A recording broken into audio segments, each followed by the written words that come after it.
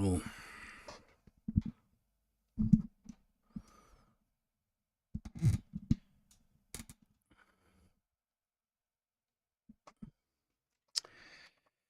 Little pepperoni.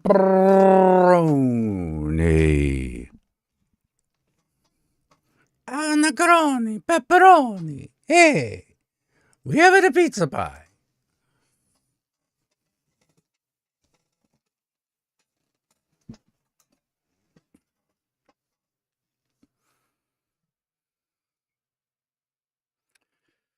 Oh.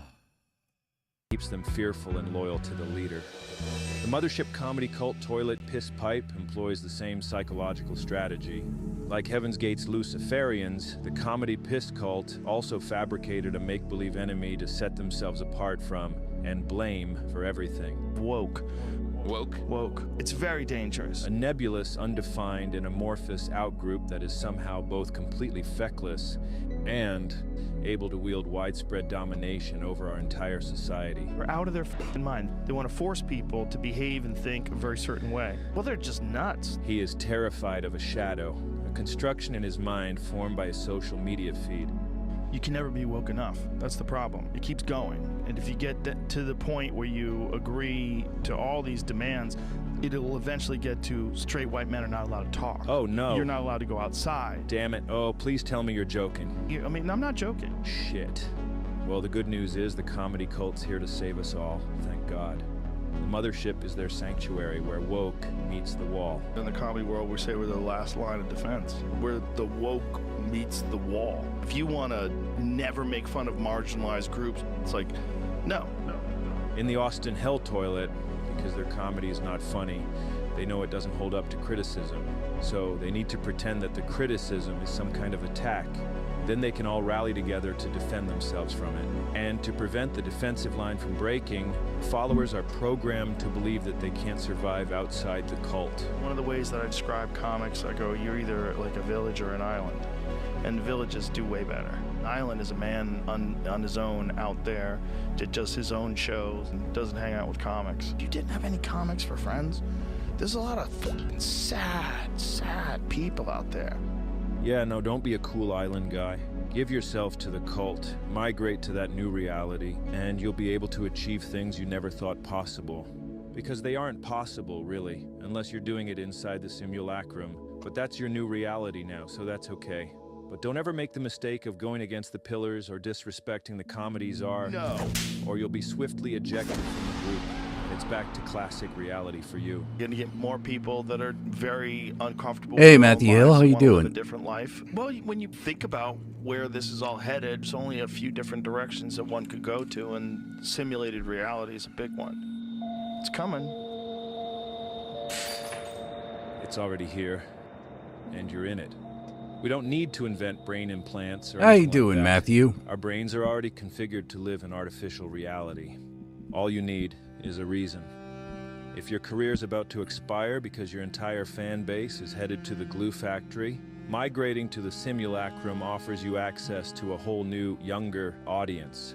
And I'm pretty emotional about the mothership. I think that the universe used you. All right, you guys. Just Yeah, yeah, no, yeah. I'm in the same thing. Like, I'm not really like married to this video. I kind of had like I'm a little down, so I decided to come on for a little bit. See who's around, see who'd show up. Because well, like as I mentioned on some of the previous streams this week, my grandmother died. And I haven't had that excuse me. And while okay. All right, that's a bit better. And while I haven't had like that extreme cry of loss, I am very sad. She was very old, so I had a very long time to come to terms. She's 107. So I had a very long time to come to terms with the fact that she was gonna die. Oh, congratulations on being 35, Cave Witch. It's good age.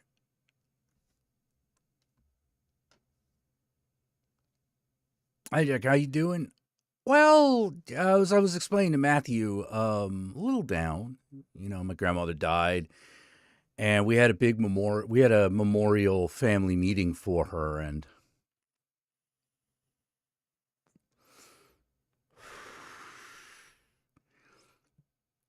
you know, so like she's on my mind again, and I'm just a little down.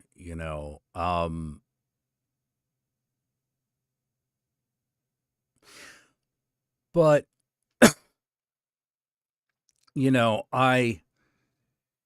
so I came on because I was like, oh, maybe I'll feel a little bit better if I like hang out with people. You know, um,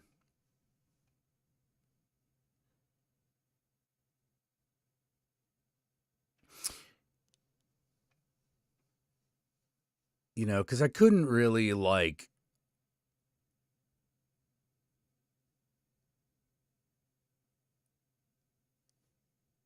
I think this is about as sad as I can get about it. Maybe not, but like, I'm a little numb, I guess. And usually when I feel that way, it means I should usually talk to people, like get out of the old shell. And it was just too late to like go outside. On a Sunday, it's like nothing happening. Not that I know that anything's happening on any other day, but like,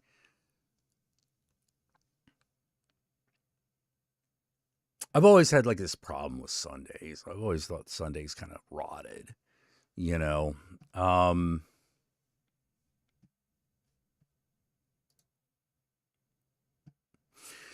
But like, it's weird because like today I probably could have really used something to do, but I didn't realize that until after the fact.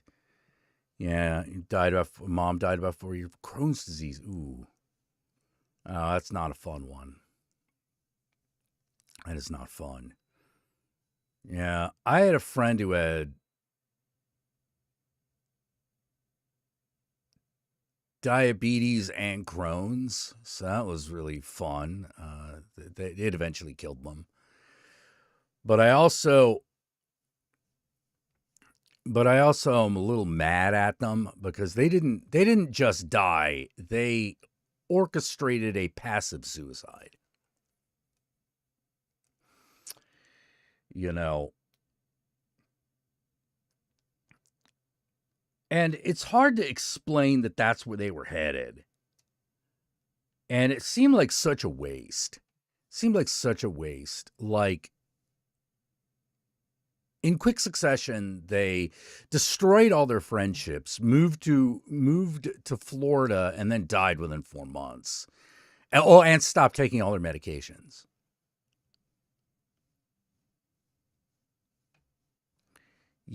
So it was like, well, I don't care what anyone says, that's a suicide.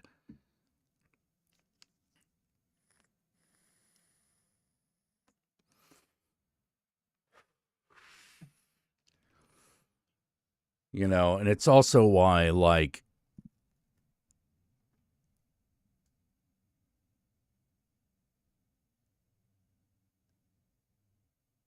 it's like death by shame, really.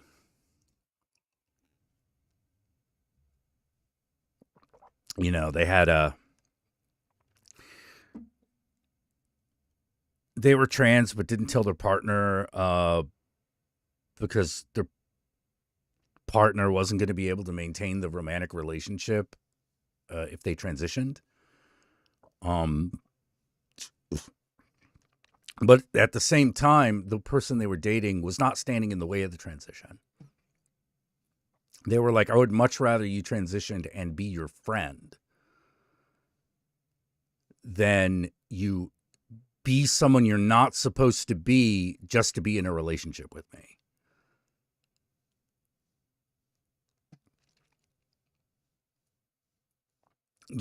I mean, there was no. So when you get down to it, there was no saving the romantic relationship, but that person wasn't. They weren't going to get kicked out. The person wasn't going to kick them. Their partner wasn't going to kick them out of the house. They'd just be like, yeah, we just won't be together. We just won't be romantically together. We'll be exes. And hopefully we'll be exes that we'll be friends. I'm not going to kick you out of the apartment. I'm not going to. I'm not going to do anything like that. But they chose to leave, said we were all intolerant of their transition, which was, everyone was pretty shocked by. It's like, what are you fucking talking about? Lied about things that we all said, about things that we said to her. That hurt the most. That was like, you're lying about us.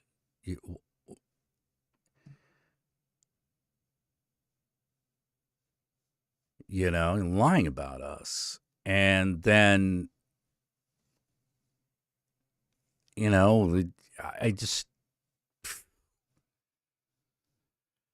I come up with two answers. One, they just couldn't live.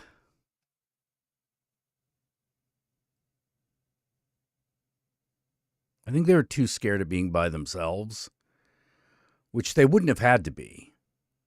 But that doesn't mean that's not what they were afraid of. You know what I mean?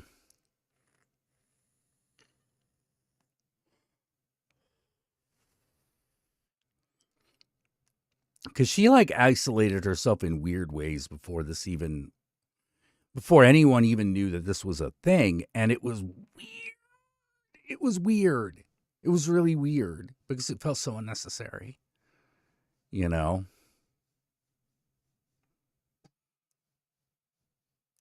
that feeling of even if we're not the closest of friends, we do accept you. Why are you acting like this?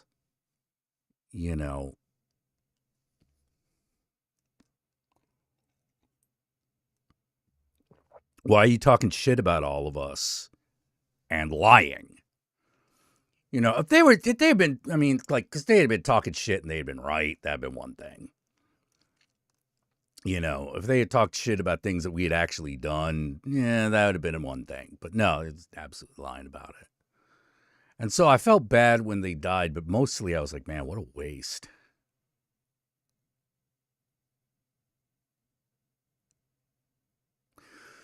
What a waste.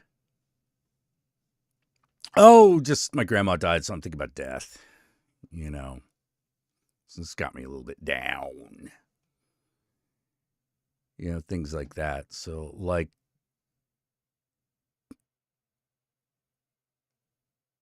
yeah, my grandmother died. She's 107. But I guess the biggest lesson for my friend who, committed that really weird passive suicide,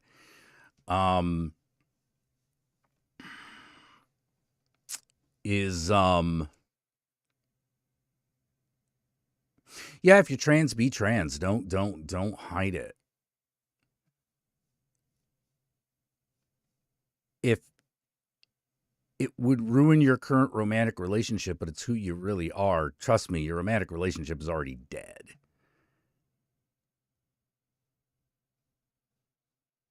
You gotta be who you are. The cost otherwise is just too great.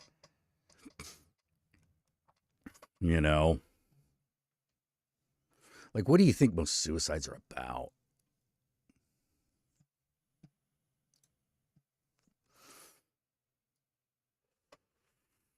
Most of them are about being in a situation where you can't be you.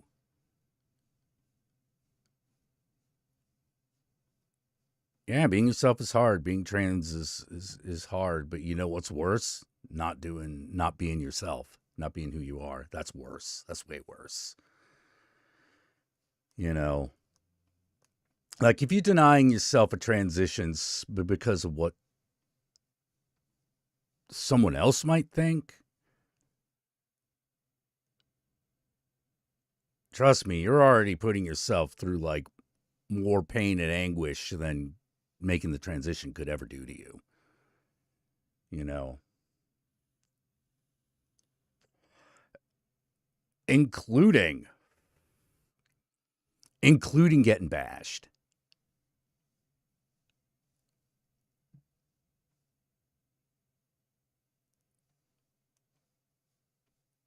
Like, including getting bashed. Like, trust me, the denial of yourself is way worse. It's way worse.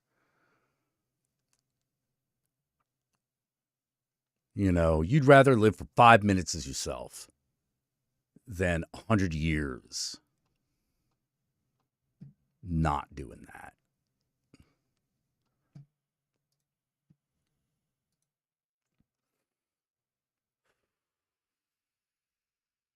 You talked with her on Zoom the week before? Oh, that's good. That's good.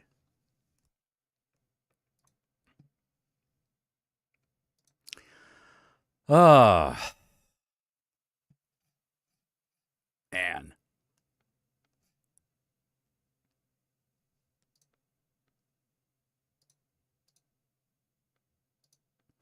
Hurrah.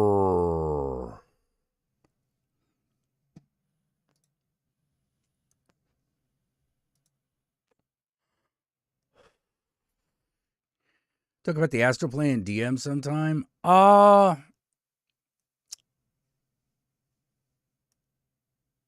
don't know what you need to know. I'm not a good person to talk to about that because I'm still making my forays myself. I mean, I've had the one experience, but like, I don't know what anyone else could learn from that.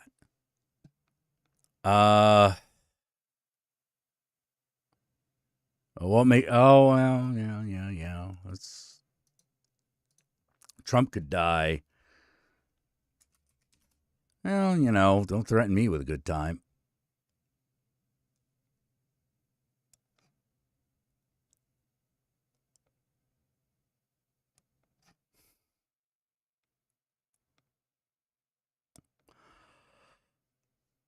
Let's see. Trump's push for troops in Chicago streets welcomed by group led by Southside Black Fitness Center. Oh my God.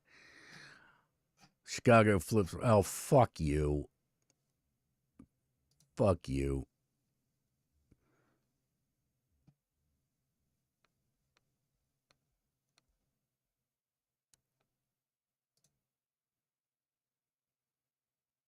Horror fans are flocking to Supernatural Masterpiece. That's too dark to watch twice. What movie are they talking about? Bring Her Back. It's not that fucking dark. I mean, it's dark, but I could. That's an easy movie for me to watch twice. My only problem with it might be that because I now know all the twists and turns, it might be a little, rehashy. I might get a little bored. But there's nothing like so awful in it that I couldn't watch twice.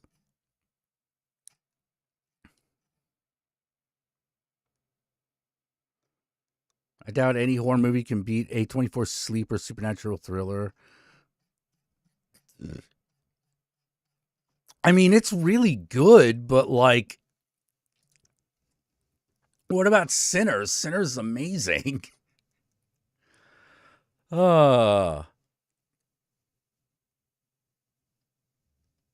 I'm gonna when that dude dies, I'm gonna file a restraining order on myself. Yeah. I touch myself inappropriately. uh,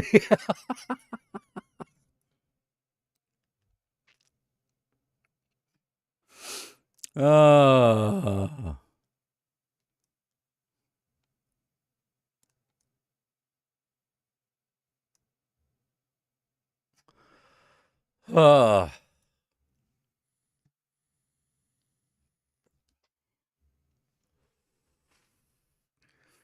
I mean, yeah. Like, seriously, a different type of horror movie. Like, it's a crowd pleaser,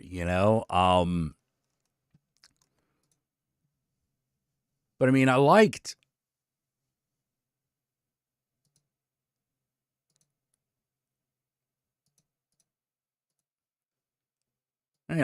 Bring Her Back. It's a great movie. I don't know if it's the best of the year. In the top 5, definitely.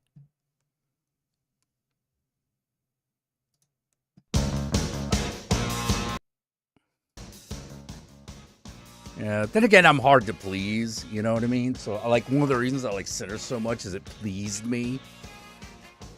You know.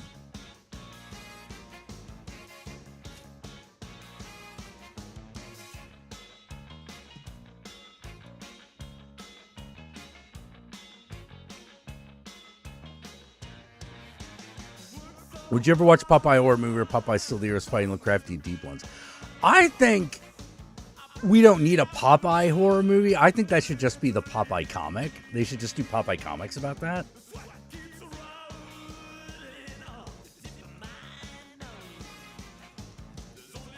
I think that would be fun.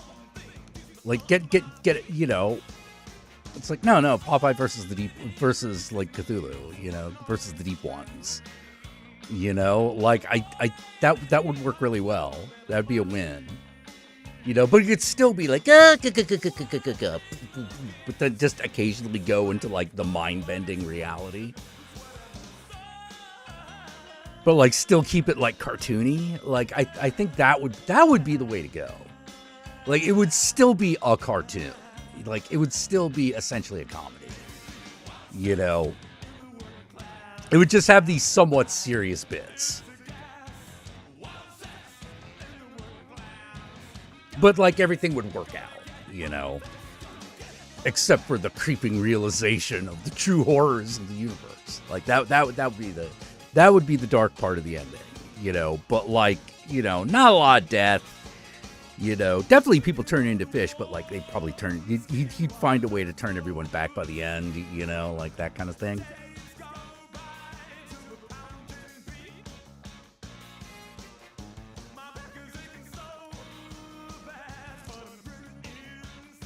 You know, although I'd probably make the meeting, he'd have to have a meeting with the Sea Witch and Goon. You know, and I'd make the Sea Witch like the old hag from fucking Pumpkinhead, you know?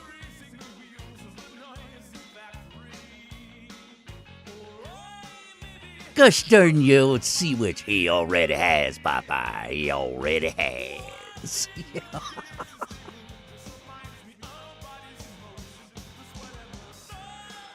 Oh, yeah. It could be made. You're right. You're right, cute little cat girl.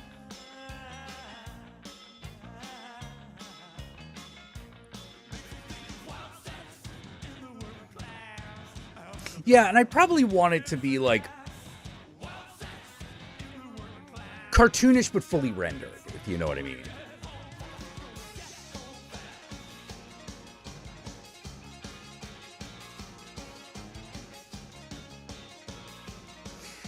I actually do know a cartoonist who might be able to pull that off.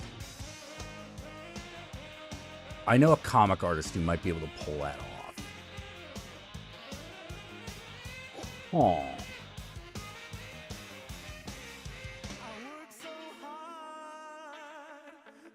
I'll have to run that. I'll run that by him, see if it sparks his interest.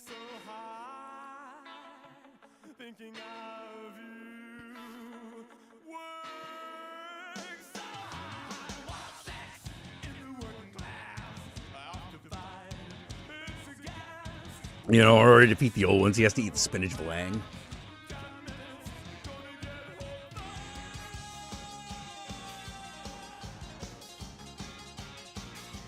Yeah, that could be fun.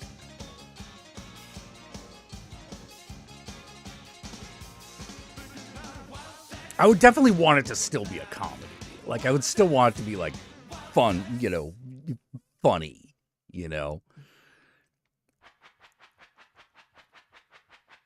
Like, maybe I'll make it a little bit like the comic The Goon, you know.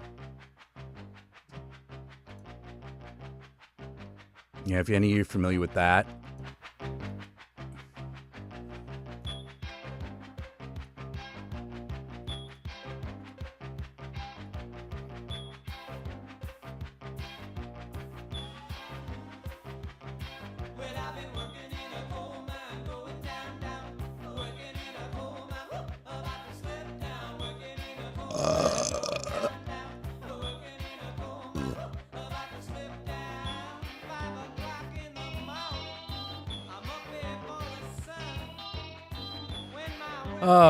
Man, one of the other things that I'm dealing with is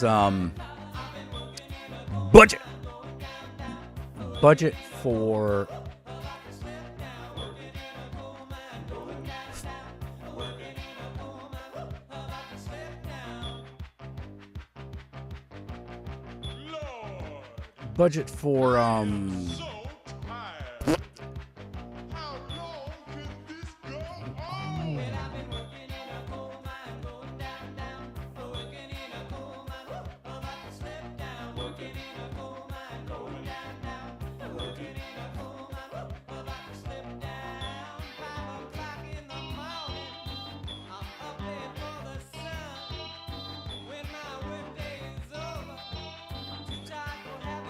Babylon. Duh. I did see the animated pitch pilot of the Goon that came out like forever ago. Yeah, that would have been great. That'd have been great. I'd have watched that. I was really sad they didn't go for it.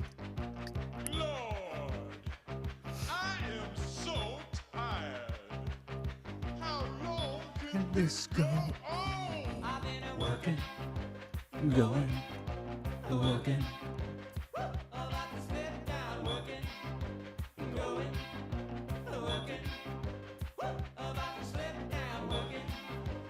Thinking of making your own incense? Oh, I think you should. Yeah, give it a try.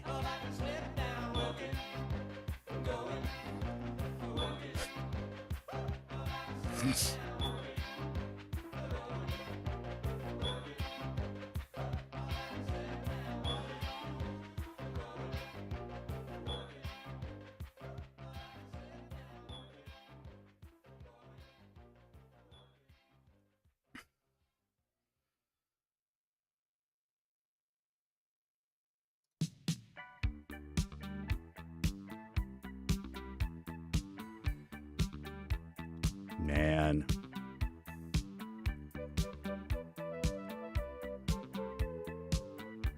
Will there be a map showing the layout city of Babylon? See, okay.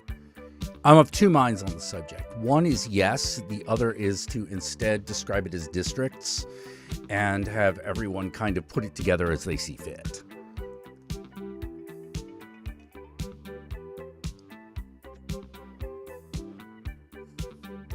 Like, just describing the districts would be a lot less work. And it might also give it a more mutable feel. Like, districts could come in and out of existence, you know, kind of thing. So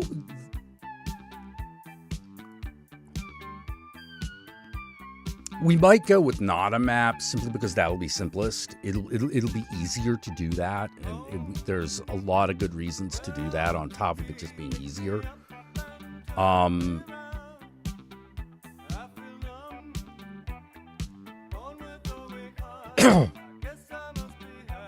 not really feeling. Hold on, I'm not feeling. This must be the place.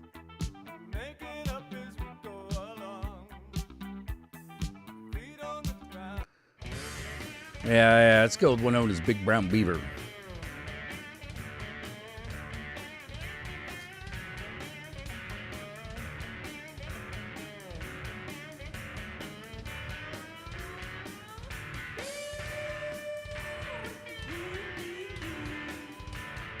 Whoops. Why is that still up? That's better.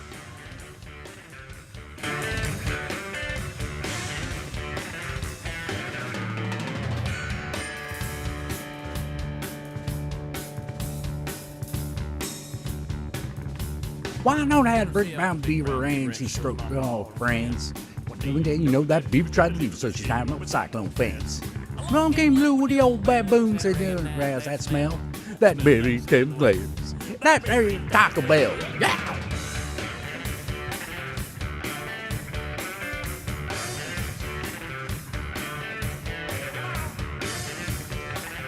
Ooh, I have a resin bat too, Kate. Where did I put it? I used to have a resin bat on my desk. I put it away somewhere. Because it was constantly falling off the desk, and I was like, oh, I can't have this here. It's always falling off. Scars and candied up his nose. Along down my beaver, and he thought he'd take himself a peek. He could pick any grind by the cubes, and he did for a week.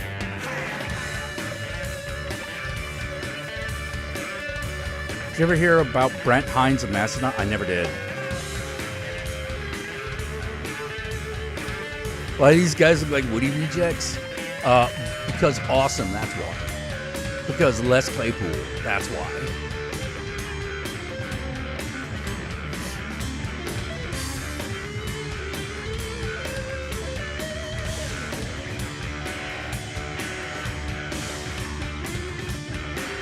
Because Primus.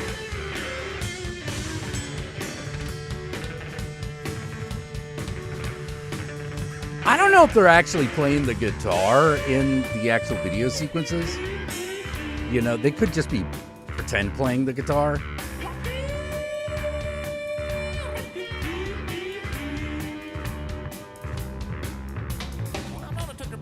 Beaver and she stuck them up in the air. Said you love this brown beaver and I wish they'd have a pair. It for 7 days and the game's all fright. Looks like a chin and getting pinch and fast tried to bite. And that big brown beaver and she stroked it all the time. Stroked her finger and one day turned her spine a porcupine. Woo!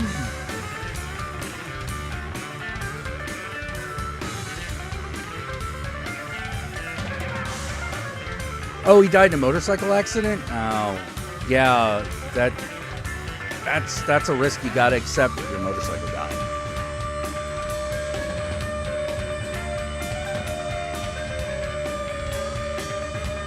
Yeah, sorry about. Well, wait. Yeah, sad to hear, but he's not related to anybody here, is he? That's someone else's grief.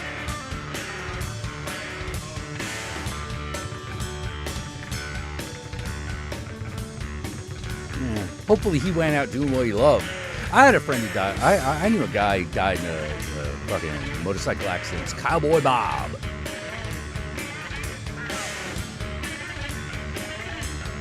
Cowboy Bob was a great guy. I loved Cowboy Bob.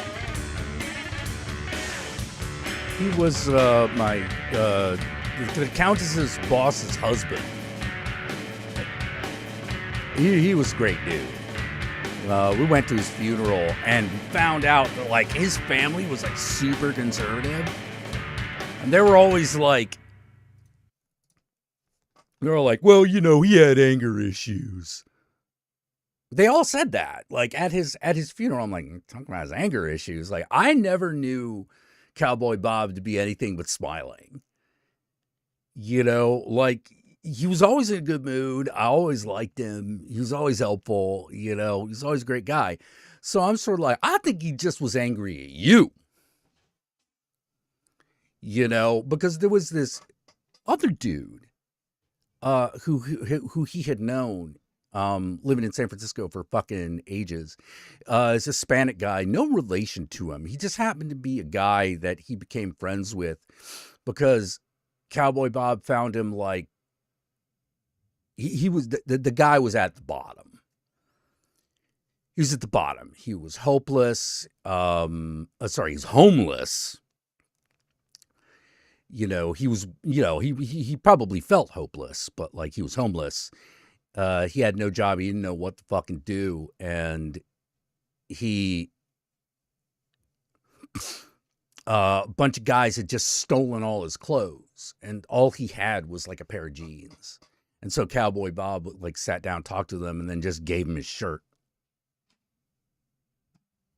You know, just gave him the clothes off his back. And I was like, hey, you get better. You take care of yourself. And eventually things did start turning around for the guy and they became friends.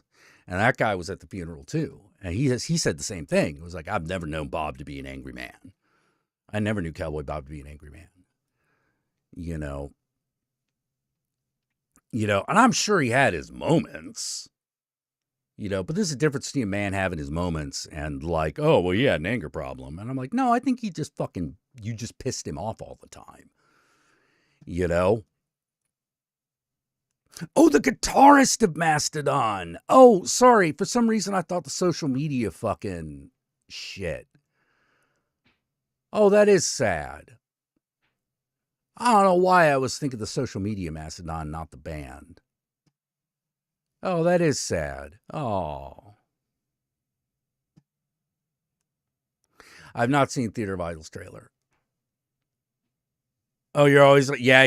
The motorbike taxis. Dude. Like, I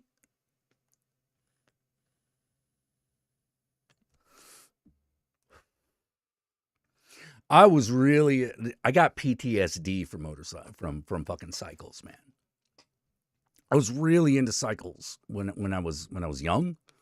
Never owned one, but I rented one when I was on an island in Taiwan, and I was flying up this mountain, and I have a wreck, and in that wreck I almost like fucking fall off a cliff.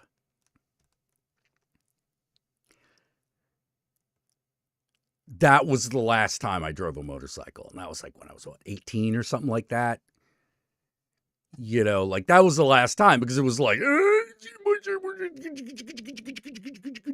I fucked up my legs good. I fucked up my legs pretty bad. It was all flesh wound, but what a flesh wound.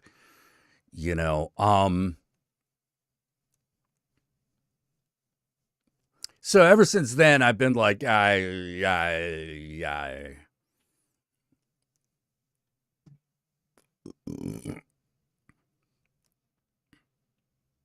have any interest in the Fallout series, games, TV? Well, I really liked Fallout 4. I actually used to. I really like the Fallout series of games. I mean, not all of them. Like there's 78, right, or 76. Yeah, no, it was scary. It was really scary.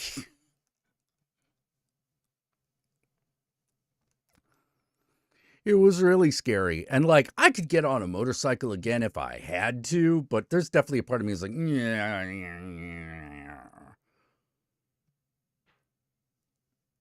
because on top of me almost falling off, almost flying off a cliff, it was a bad spill.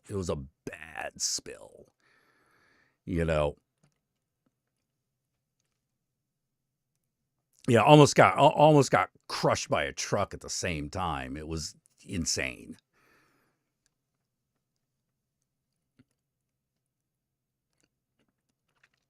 But on Fallout, I really liked Fallout 4. But then again, I'm biased because my brother wrote most of the main quest of that.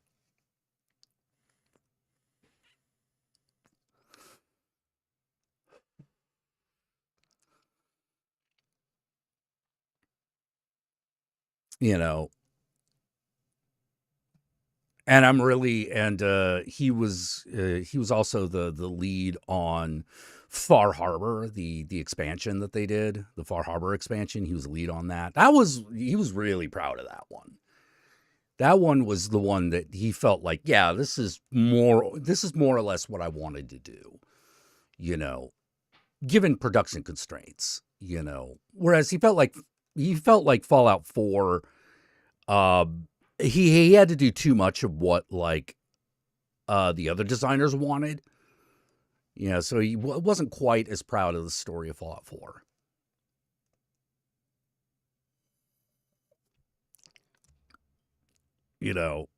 Although I think the line that I think that my brother's going to be, no one knows that he wrote this. But he wrote the intro for Skyrim. So that whole "my ancestors look at me and smile, can you say the same?" That was him. Like that's as he wrote it.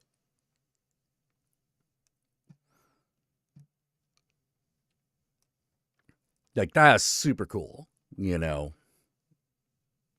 so proud of so much of the stuff that he wrote for those games. He was also the guy who wrote the Cannibal Plot. I don't know why. He's like really, he got really interested in the idea of cannibals for a period, because he was like, I think he was watching like Texas Chainsaw and was like, what would it be like to actually be a member of that family where it's just like, yeah, we just eat people, you know?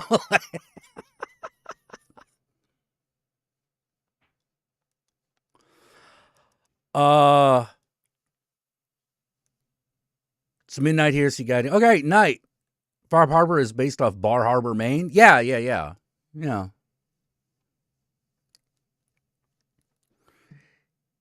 What's his favorite side character? He had a lot.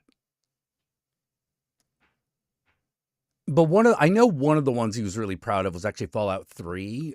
He didn't do a lot. He did a lot for Fallout 3, but it wasn't like, it was all like side quest stuff. And he wrote a character called Bitter Cup that he was very proud of.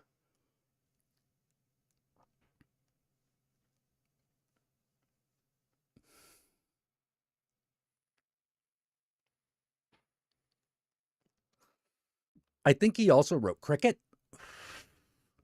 Cricket the Arms Dealer. Yeah, I think he was pretty proud of that. I know that he wrote the transgender robot in Good Neighbor, which he was very proud of. You know, he's proud of the line, you know, cold-blooded murder, hot-blooded murder. Yeah.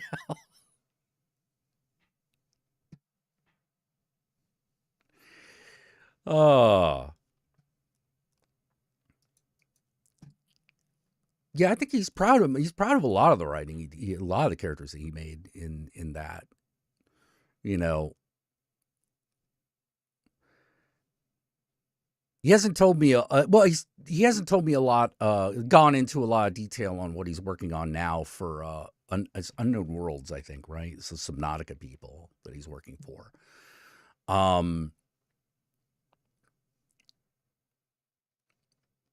You know, but I mean, that hasn't even gone into production yet, you know, so who knows? You know, hopefully in a few years we'll start seeing like what they're doing. It's not Subnautica 2. He's not working on Subnautica 2. He's working on like they're coming out they're trying to find their next game that isn't Subnautica, and he's working on one of those.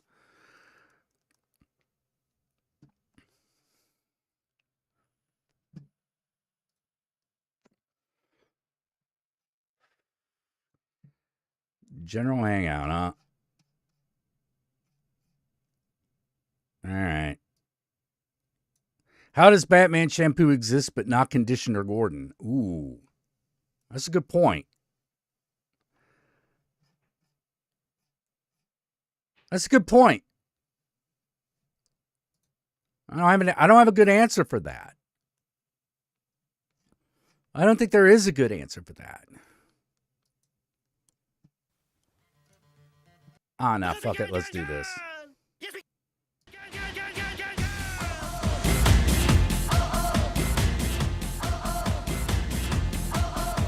Is there a video for this?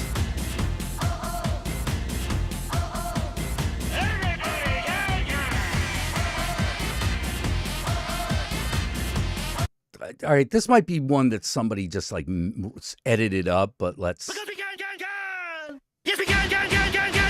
There'll be something to look at.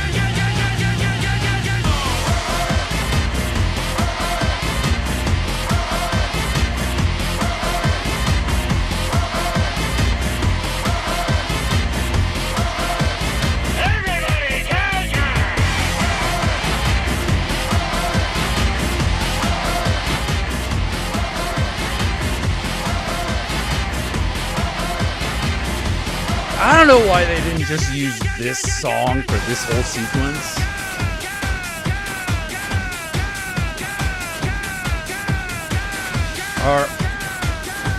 Our mashed potatoes Irish guacamole. Only if you put them on tortilla chips. Everybody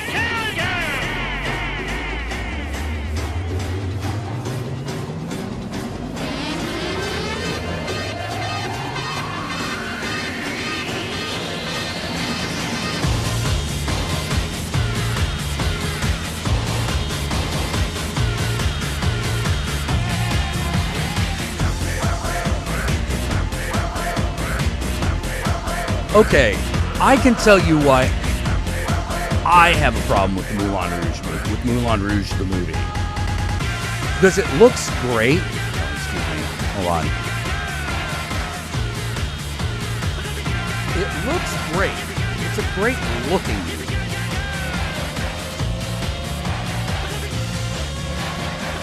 It has great dance sequences. The actual plot blows.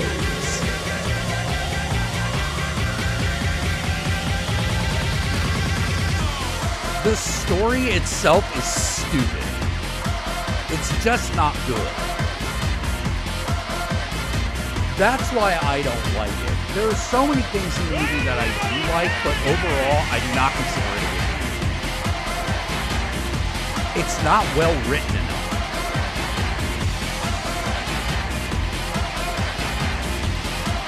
Like, in my opinion, you're watching a lot of the best bits right here. And the fact that they didn't use this song for this part of the movie is kind of also one of the reasons I don't like it. Because here's the thing, as we run around it again. The song that they use for this sequence is Nirvana. What? Wait, you had this. This is on the soundtrack. Why didn't you use it?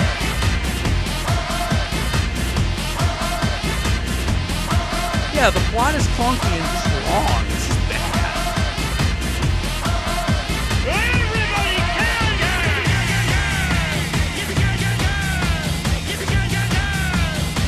But it has a lot of it's a B- movie at best that has a lot of A+C.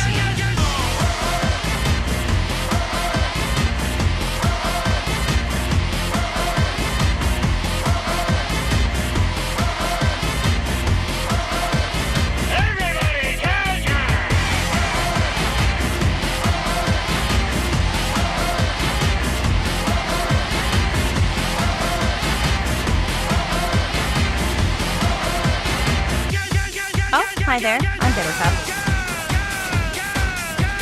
Finally, someone who doesn't judge me. Thank you, little cat girl. Actually, I do appreciate that. The bitter cup flips, you know. Everybody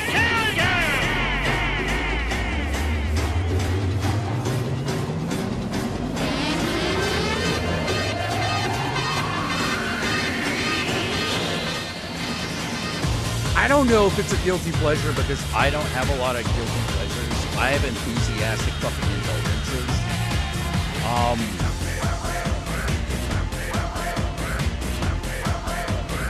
Like, there are sequences from Moulin Rouge I will watch anytime. But if you want me to watch the whole movie, no. I won't watch the whole movie. It's too... If it ain't one of the A+ sequences, it's so boring. Oh, the Green Fairy? Oh. Well, oh. Green Fairy be a cryptid? I don't know. Never thought of it that way. I always just thought of it as the spirit of absinthe. Because that's where it came from. You know, because a lot of people would take small amounts of laudanum with absinthe. That's the thing that they're dripping on top of the sugar cube. And small amounts of laudanum is mildly hallucinogenic.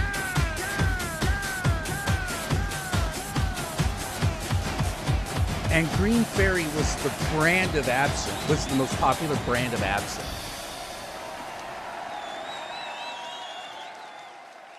So that's where that comes from.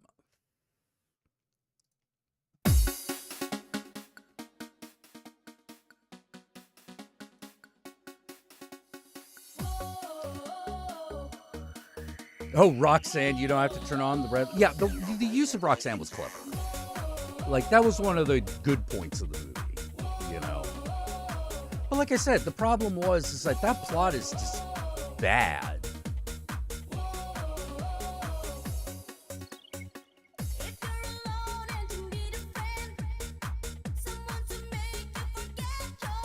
Like, then again, I know what I would have done, which I'm surprised Baz Luhrmann didn't.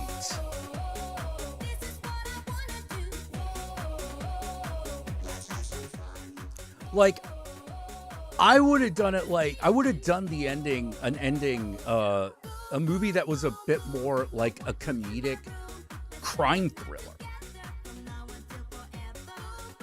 You know, which, coming from the guy who would do that version of Romeo and Juliet, I'm like, I'm kind of surprised he didn't. Like, that would have been much more interesting to have, like, you know, like a bit more like street violence, like, but period.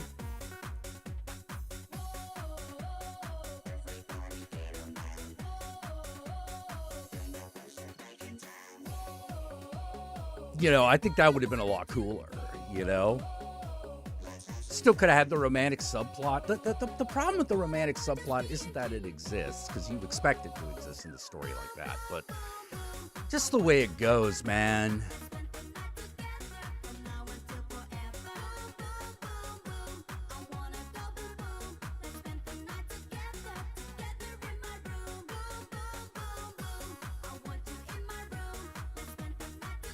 How would I do House of the Dead or Carnival?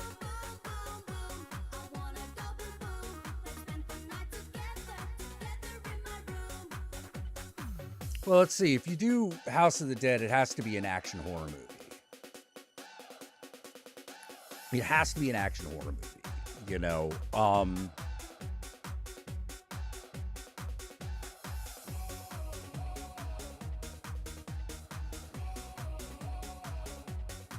Could possibly be a black comedy. Could possibly be a horror comedy.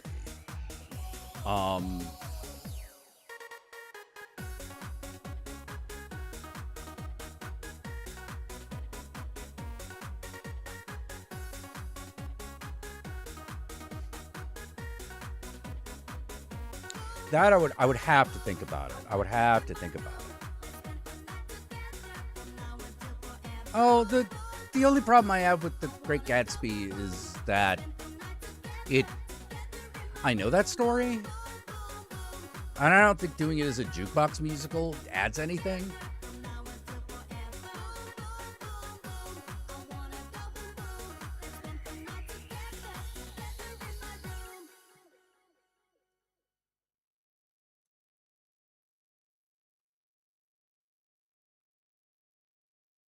You know, but let's be honest. If I was in charge of Moulin Rouge, it would have been. Yeah, fuck it. Let's play it again. It would have been there would have been steampunk elements. There'd have been shootouts. There'd have been all that. Yeah, all kinds of crazy crap. Can girls with gun legs. You know, like all that kind of stuff.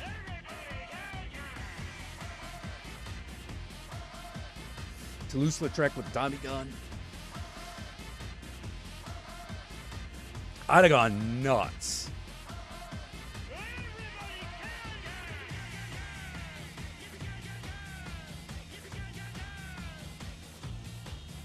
Let's see, there's got to be.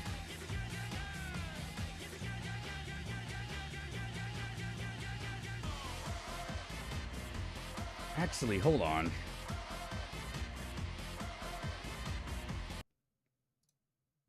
Give 'em the old razzle dazzle, razzle dazzle 'em.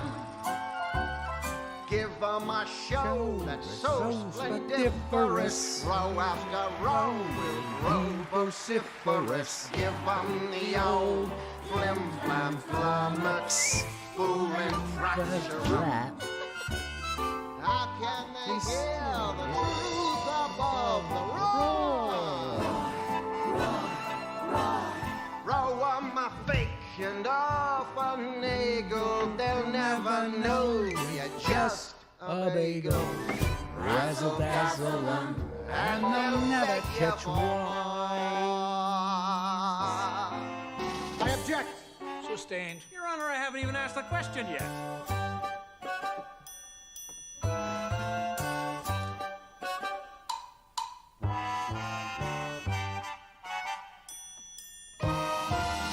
Give 'em the old double whammy, daze and dizzy 'em.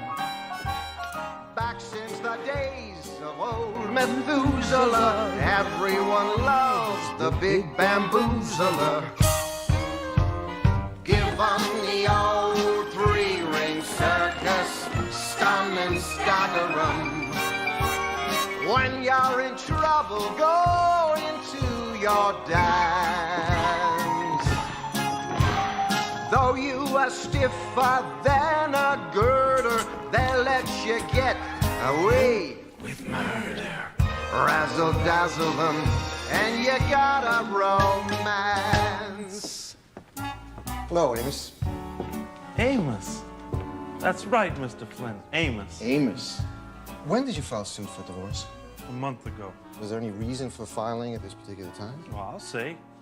The newspaper said Roxy was expecting a little stranger. Okay. Anyway, it's a good song. What do I think of Wednesday season 2? Oh, I haven't finished it. I got like 3 episodes in and then just stopped.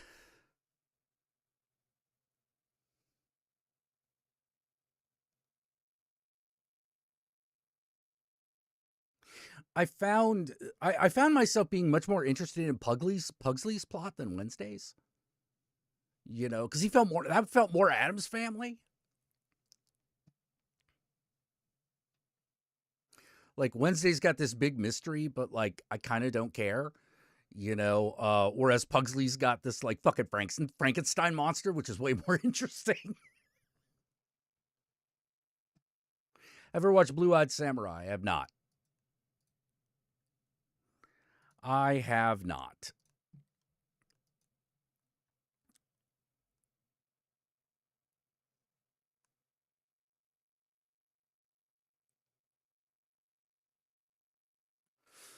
Ah.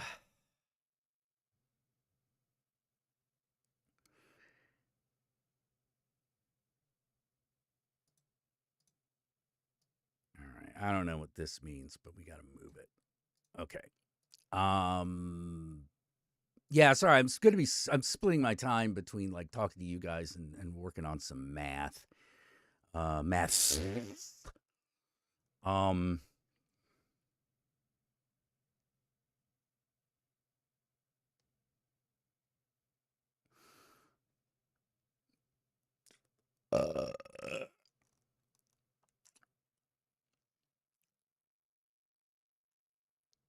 Still need to watch the Castlevania Nocturne. Yeah, that was one I stopped watching because I just wasn't in the mood for it. It had nothing to do with how good it was.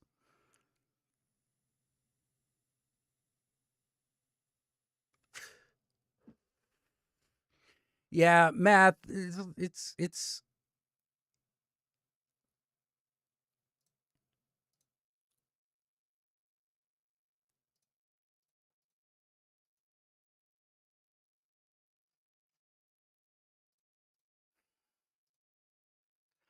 I got to figure out like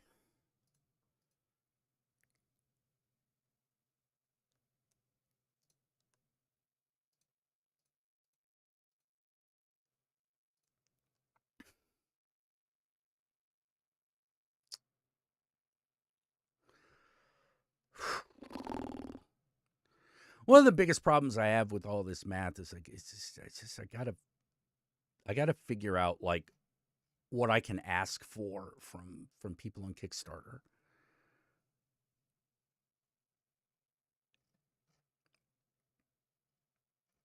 You know, that's a big deal.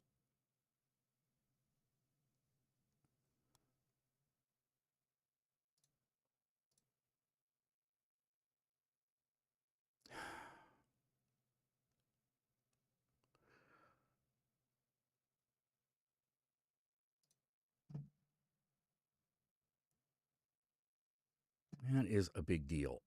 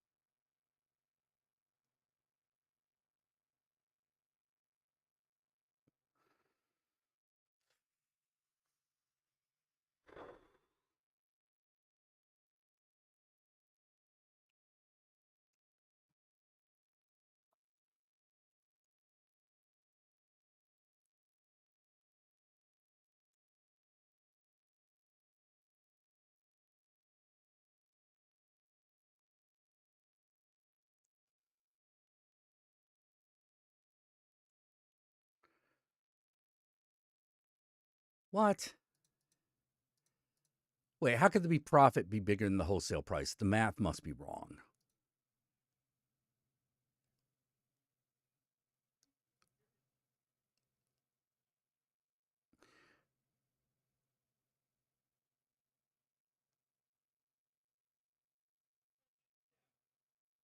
Eight.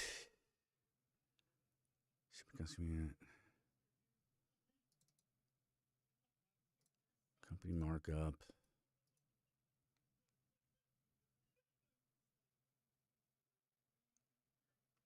Oh, Jesus, come on.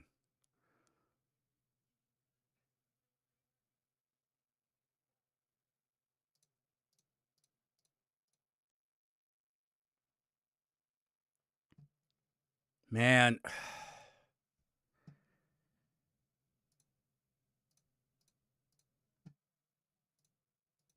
Total profit. No, that doesn't make any goddamn sense. That's royalty percentage. Profit per. What the fuck is this math?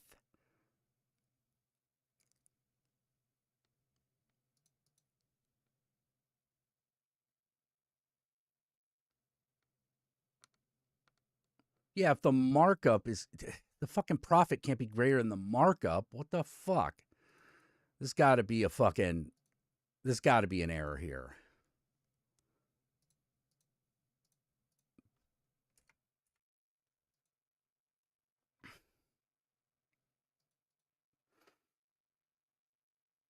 What is this math even?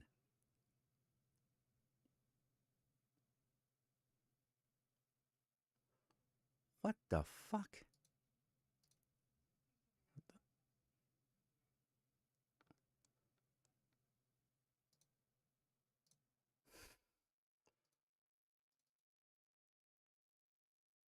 What? Okay.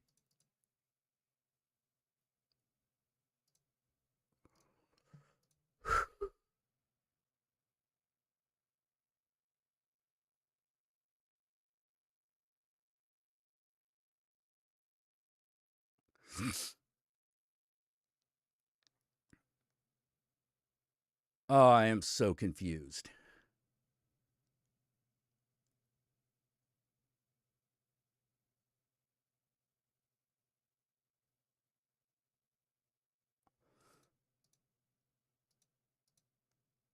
Okay, wholesale price can't be $55.96. That's insane. That is insane. That's way too much.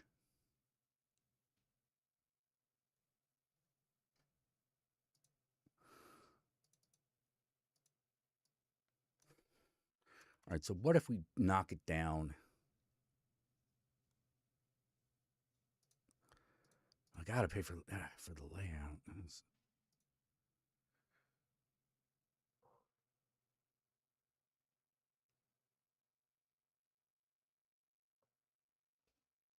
see.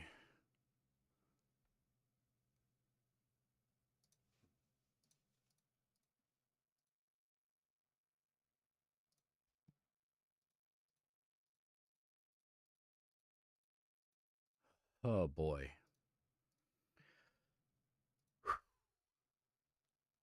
Yeah, I've seen the first episode of Peacemaker Season 2. It's pretty good.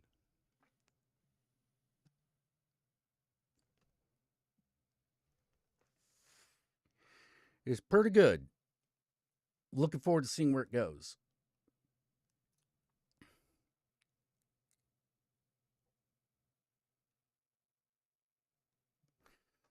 Oh, man.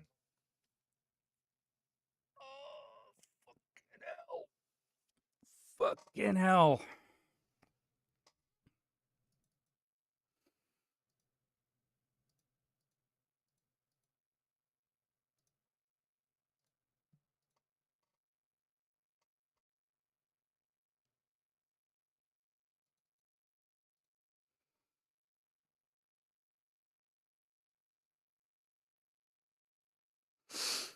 Oh.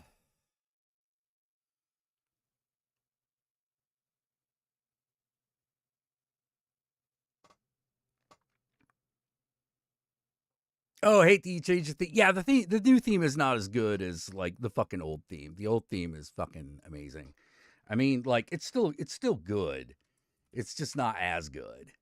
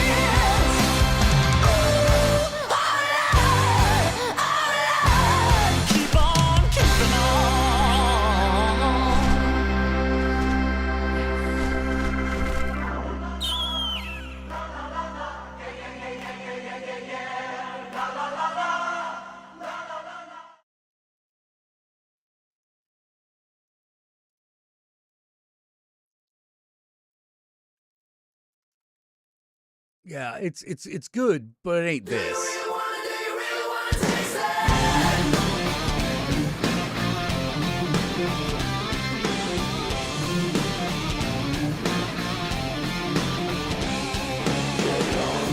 Make a move extreme. Shortcut to your dreams. A blow straight to the stars on that flying thing. Get high. Getting snow blind games. Pikachu, Chickapoo in the world beyond. Got a beat, got a heat on the phony string. Tear your world apart. Once the magic starts. Do you really wanna taste it? What's going on must come down. They couldn't have used the exact same title sequence because the cast has changed. Half these characters are dead.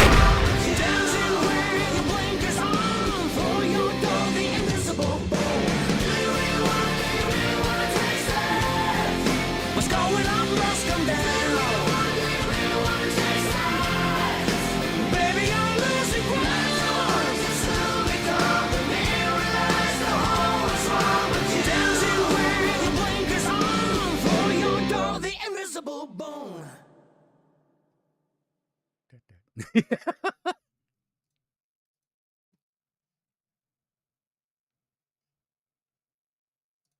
Are the Green Martians gonna be in Peacemaker Season 2? Because Peacemaker Season 2 starts on the 21st of August, and I saw a fan theory from the one and only Eris Quinones that makes so much sense. Because he called out this particular moment in Peacemaker Season 2's trailer as the moment that the DC Universe introduces Green Martians. And I've always expected the Martian Manhunter to end up in James... Oh, maybe. We don't know that that's the case, but I mean... It's a solid. It's a solid idea. That's a solid idea, you know.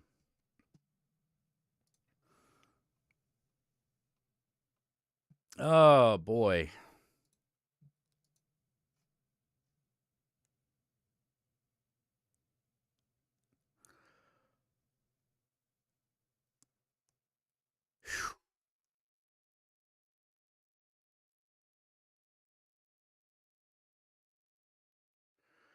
Oh man, just posted a clip of Blue Eyed Samurai in horror. Yeah, give me a minute.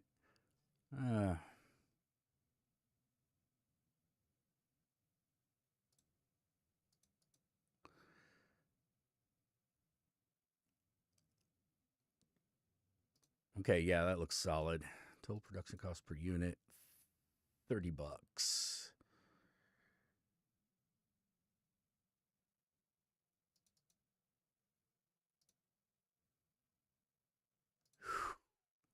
All right, what if we go with 10%?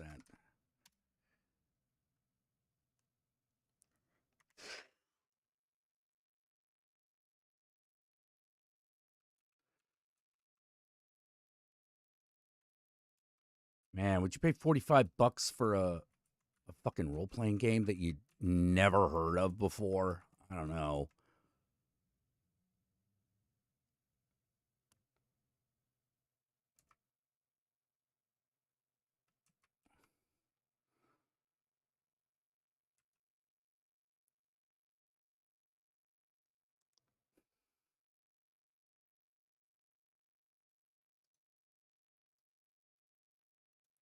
Let's delete that. I don't think we need that.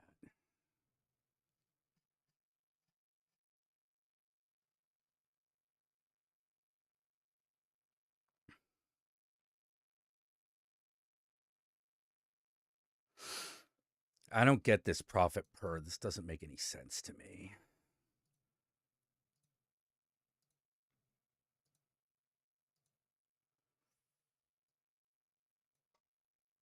Let's see.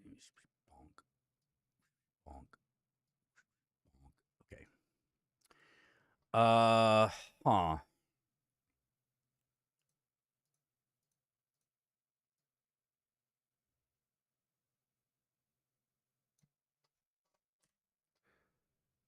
Yeah. What? Oh, wait. It's actually part of the calculation. Oh, shit.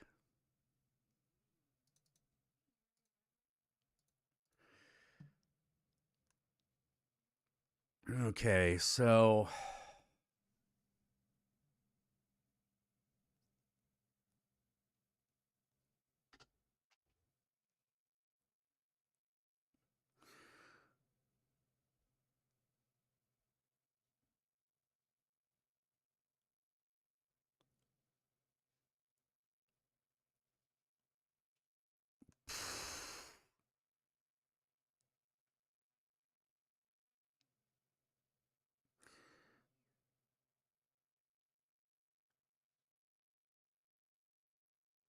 what the fuck is this? Okay, I guess this does need to go over here.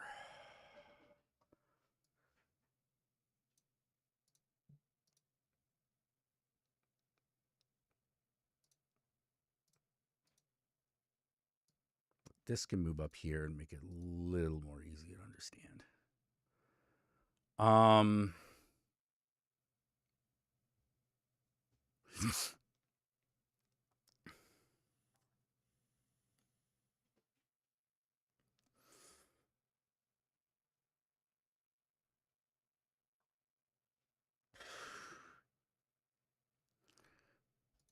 Okay. I do not know what this is. So we're just going to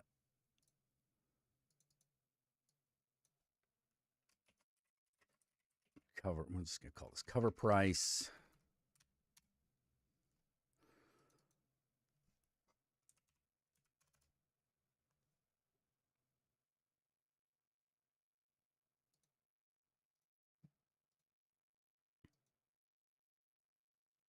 Random question. Have you heard of DBZ Abridged? I have. Yes, definitely. Definitely, Bob. Definitely.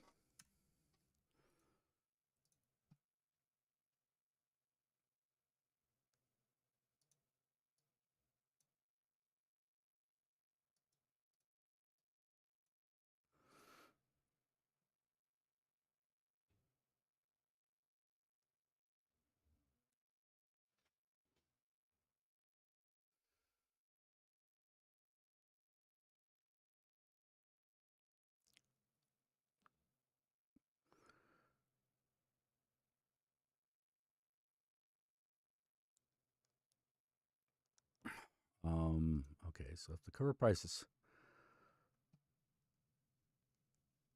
45,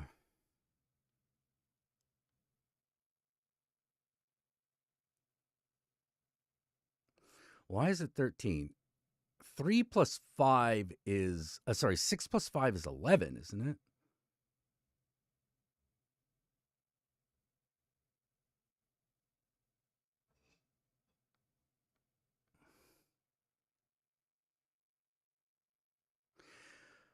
Man.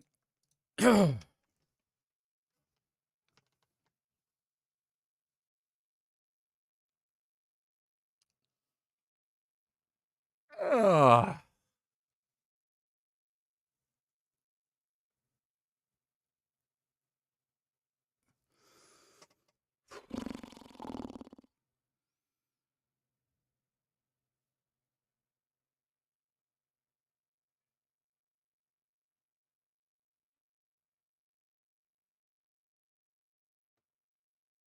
Man.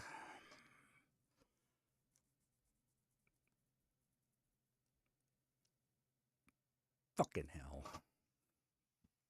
Ugh.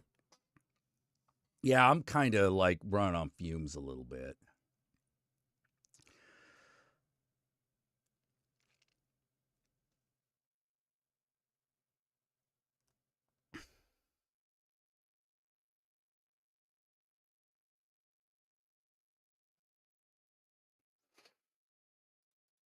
His royalty percentage 13 and not 11.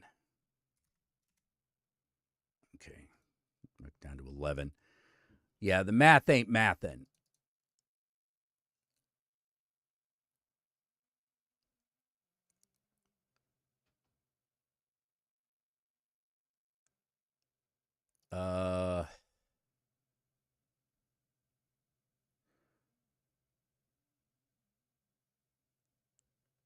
It should be J41, not.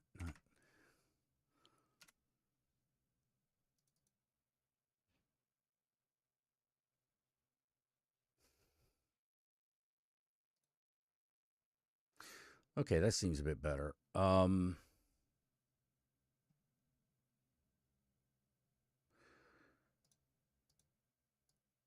don't know how are we calculating total profit here?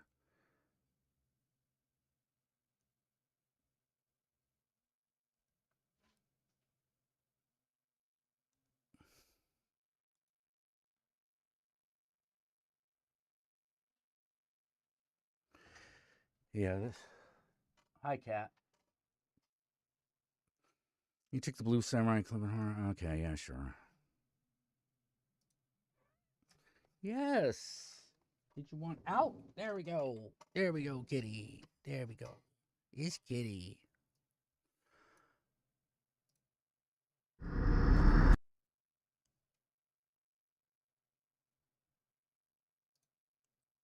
Oh, Blue-Eyed Samurai's an anime. I didn't know that.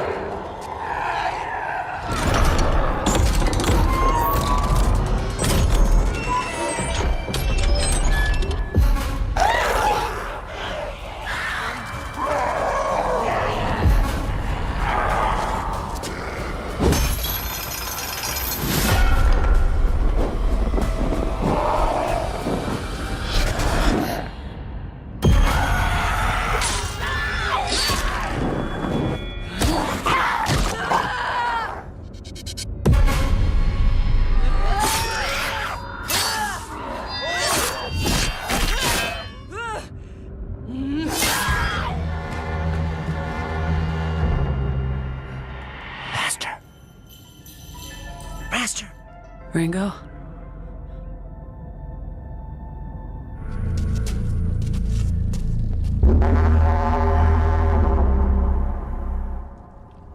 Tea party.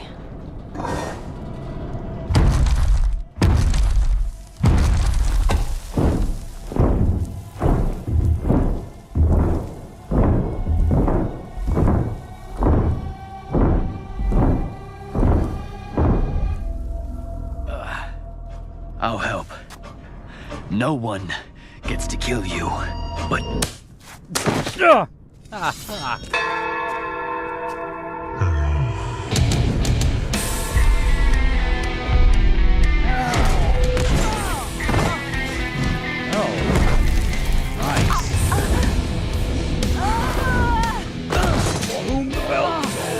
Put me back in the dungeon.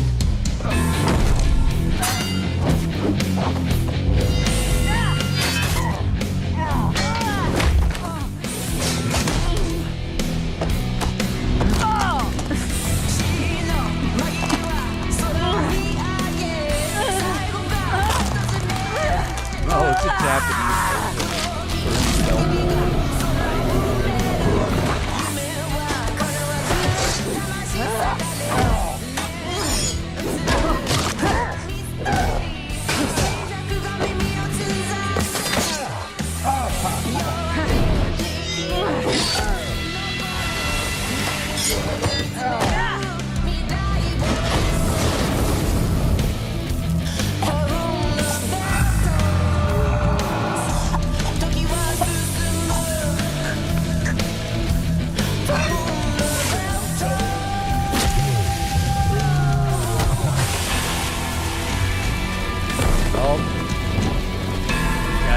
dynamite out of your neck, bro. Nice. That's a cool. Ain't gonna leave no trace for them to. What service is that on? Is that Netflix? That wouldn't be Netflix, otherwise they would have had Netflix at the bottom of it.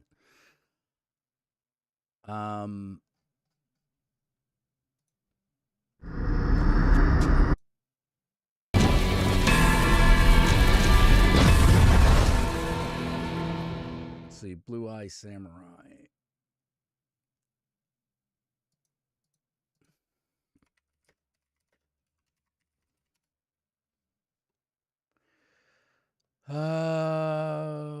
Oh, it is on Netflix. Oh, okay. 8 episodes. Okay.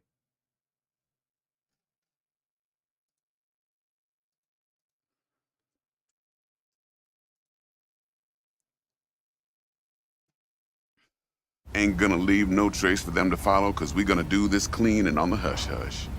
We understand each other? Okay, as long as I get to bang the broad. What? Now that's real. How about a job, then?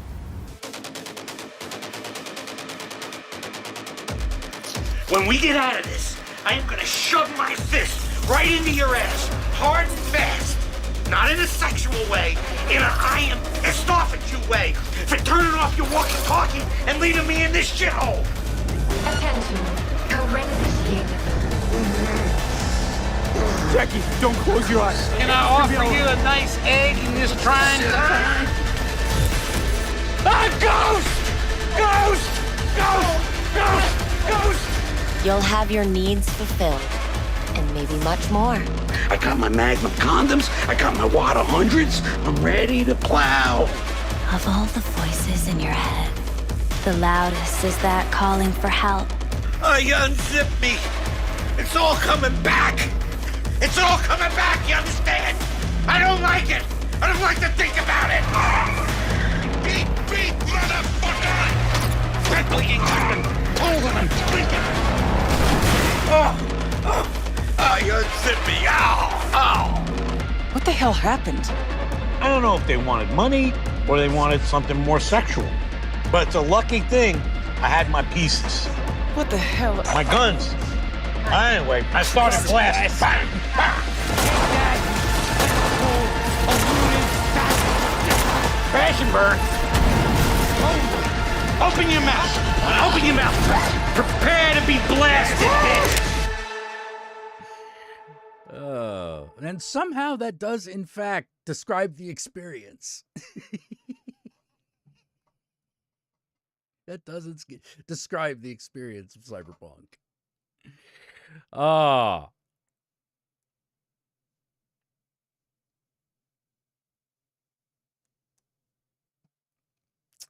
Cave Witch, lol. Oh, man.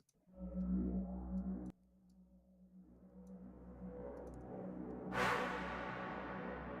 basic problem is to understand that there are no such things as things.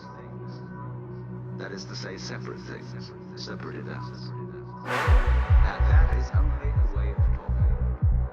What do you mean by a thing? A thing is a noun. A noun isn't a part of nature, it's a part of speech.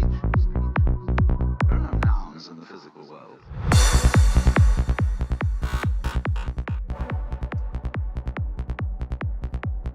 Oh, man.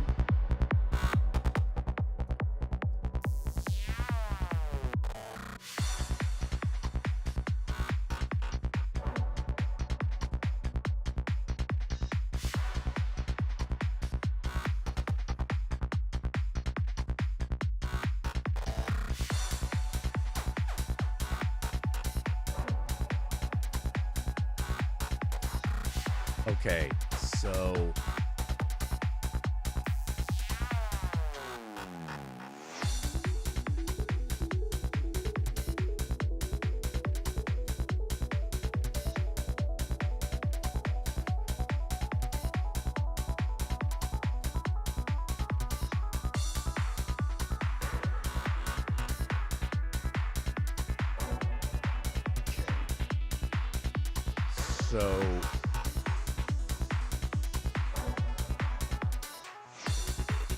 oh dear.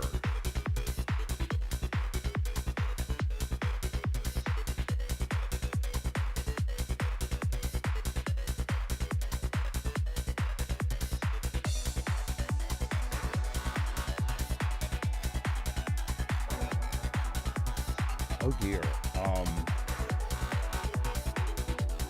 Fuck. Have I seen the Bloodlines 2 stuff? It's coming out in October. I'll believe it when I see it.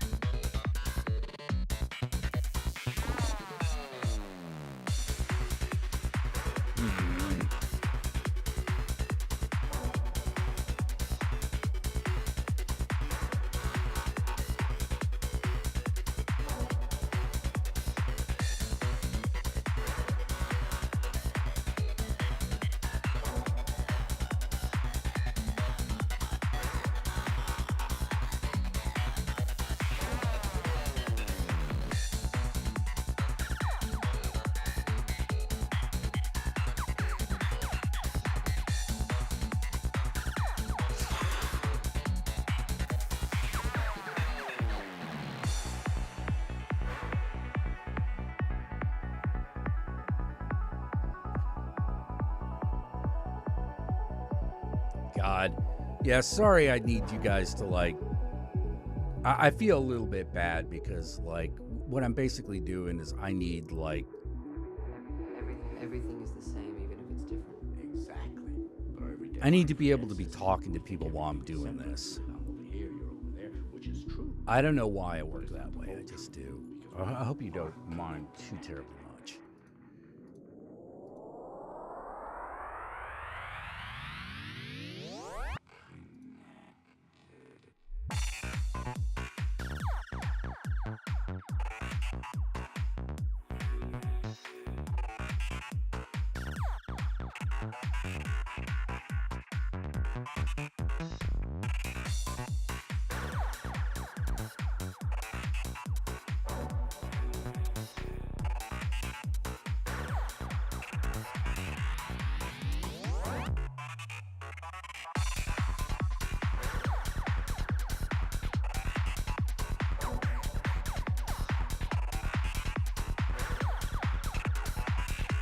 You're fine. Thank you for that, kid.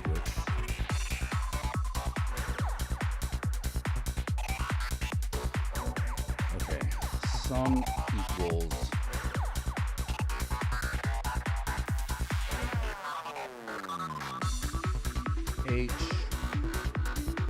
H41. No. J41 minus H plus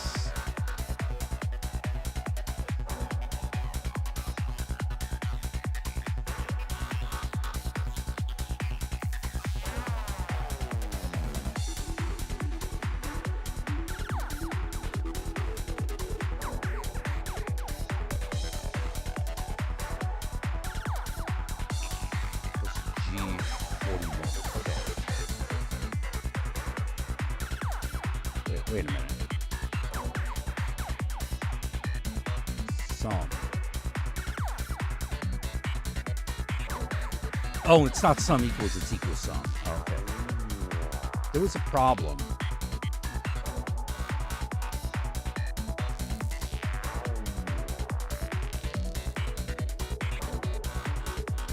Okay.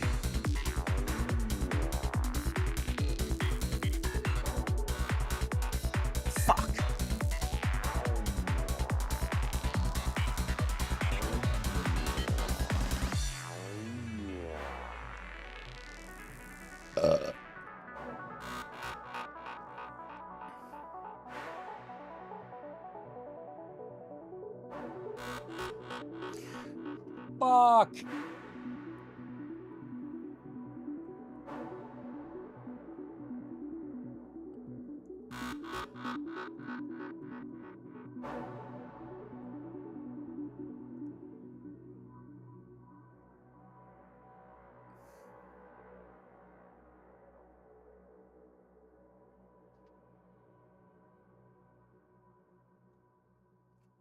All right, what if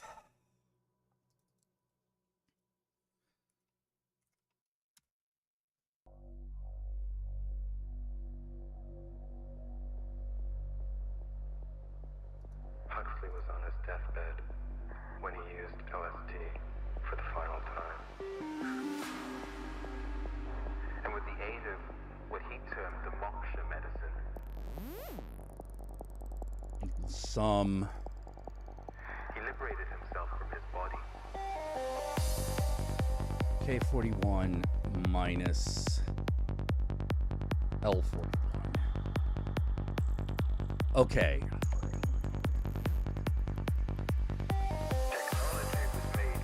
Oh, except you have to double the cost. All right, okay, that'll still work.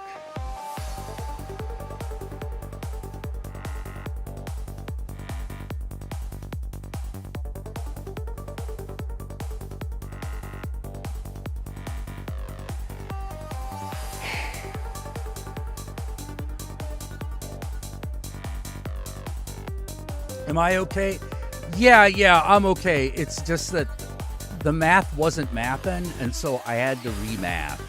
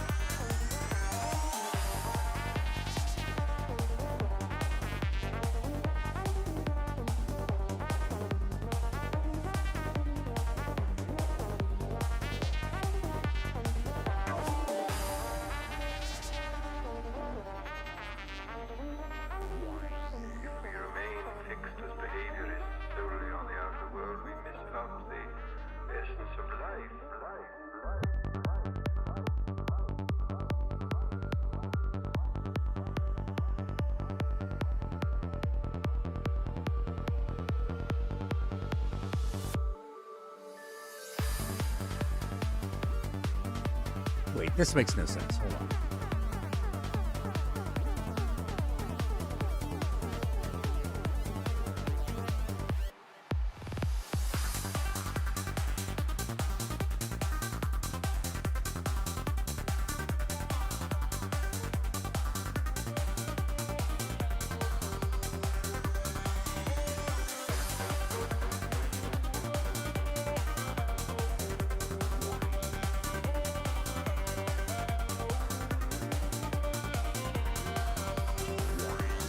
45. Oh, 45. Reference needed. Oh. When he used LSD for the final time. What do you want? That makes no sense. What he termed democracy medicine. He liberated himself from his body. When and where? God.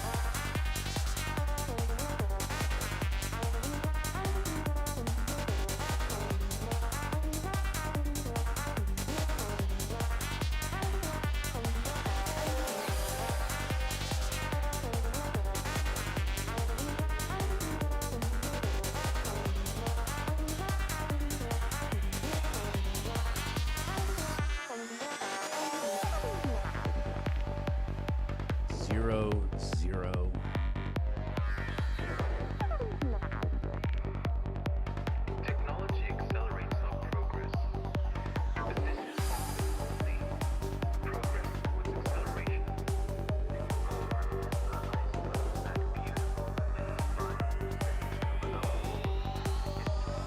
God damn it.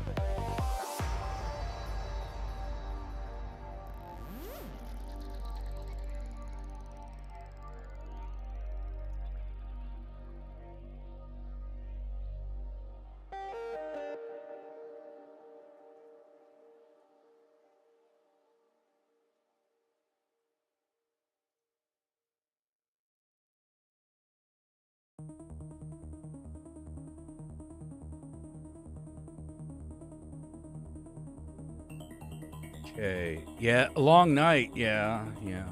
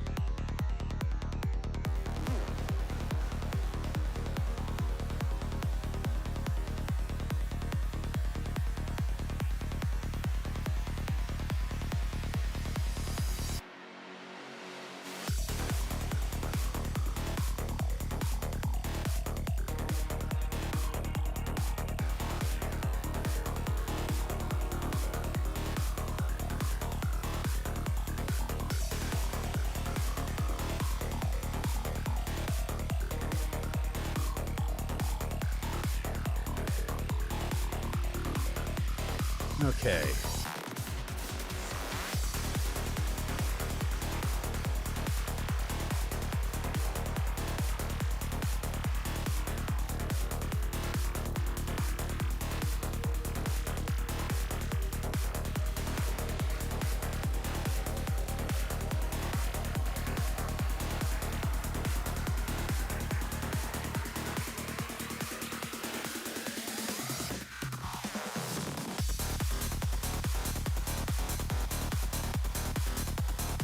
Oh dear.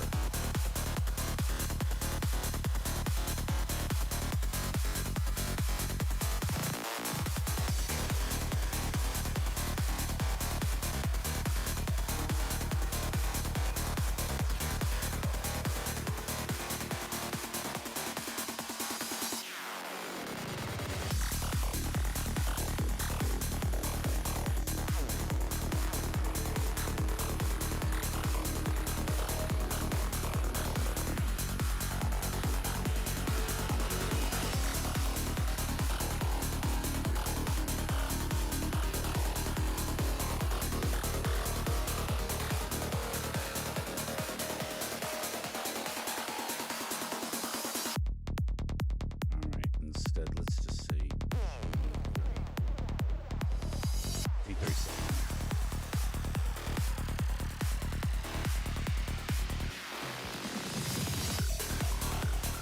Error.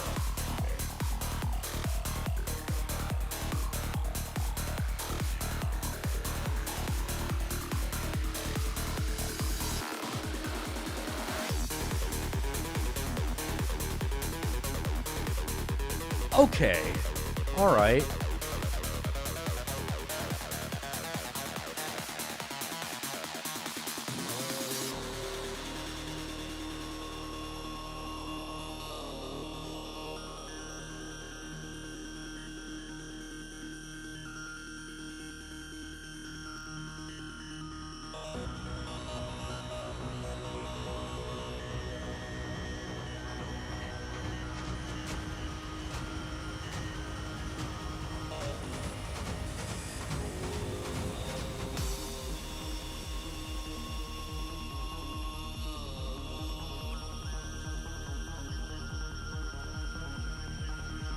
Okay.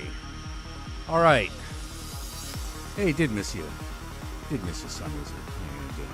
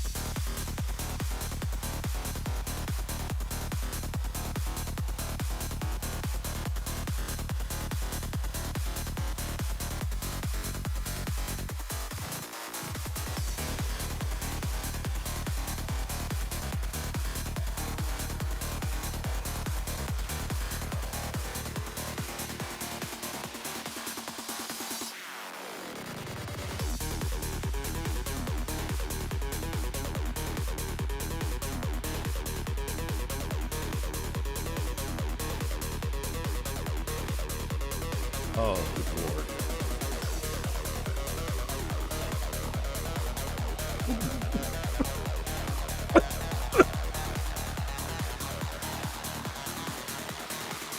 Oh.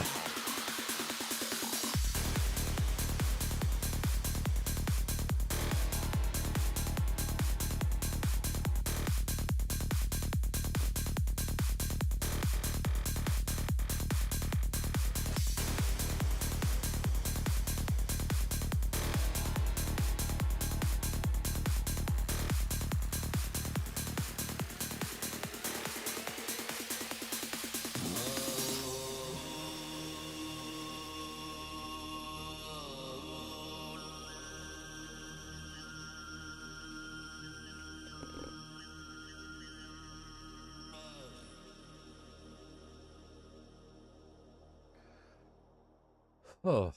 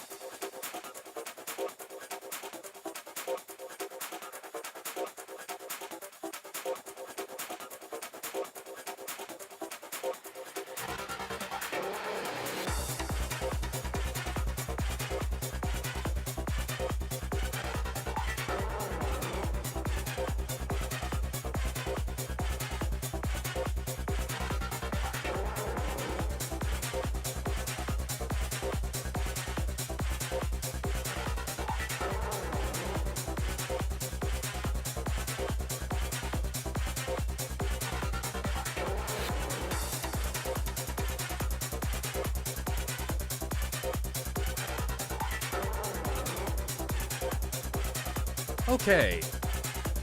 All right. I think I did it.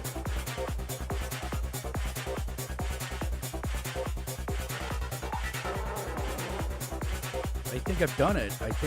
Okay. I think I figured it all out.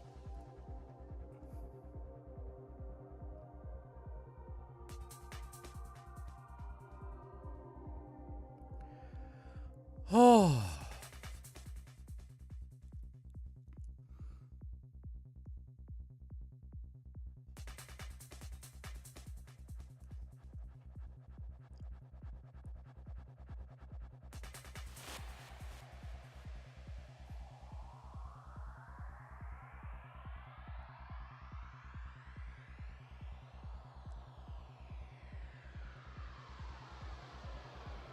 Inside this room, all of my dreams become reality.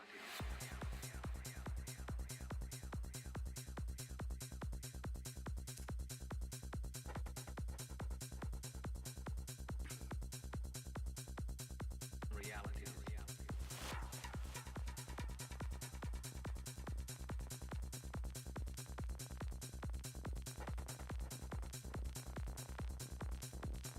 All of my dreams become reality.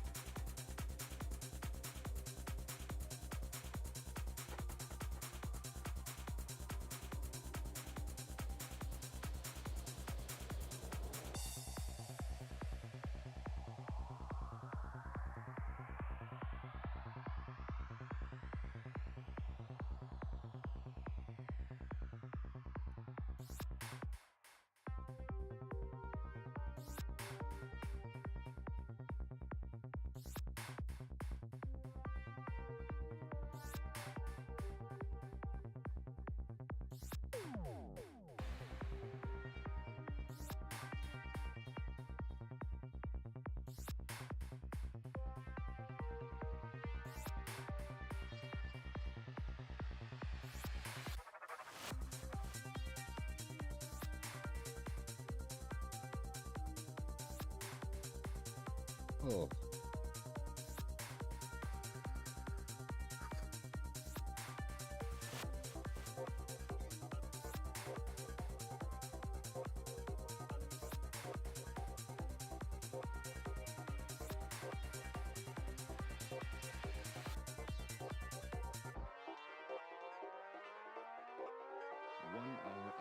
Participants have eaten sugar cubes saturated with LSD.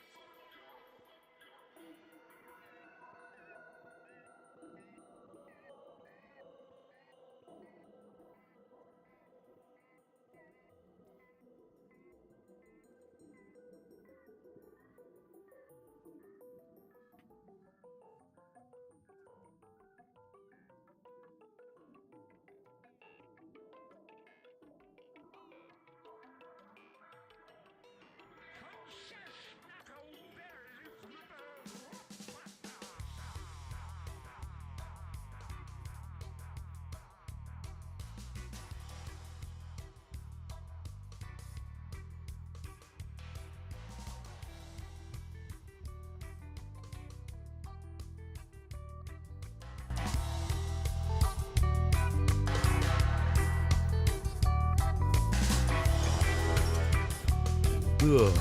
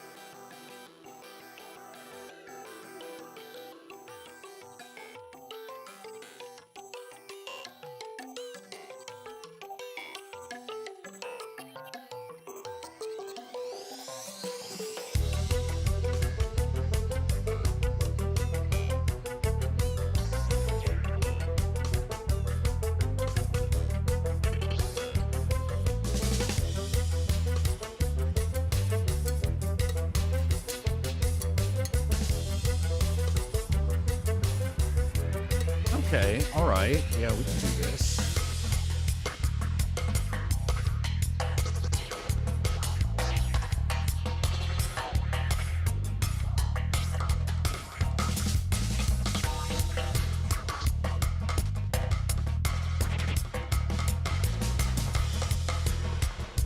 Oh, wait a minute. Hold on.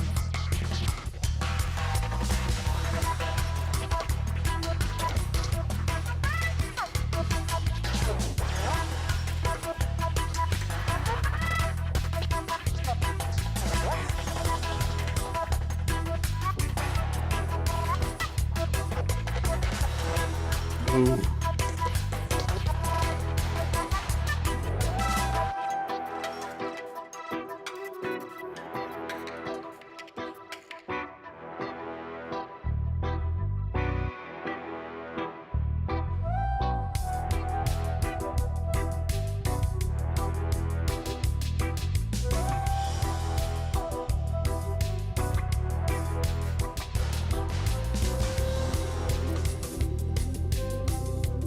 No.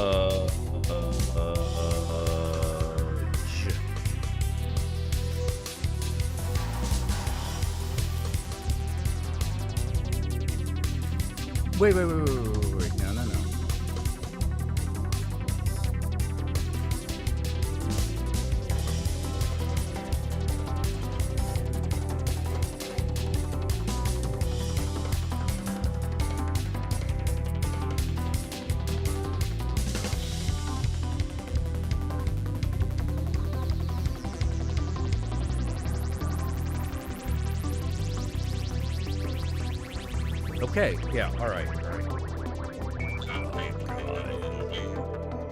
All right, well, since everyone's starting to, like, fall asleep, and I think I've gotten through what I need to what I need to do. I think I'm gonna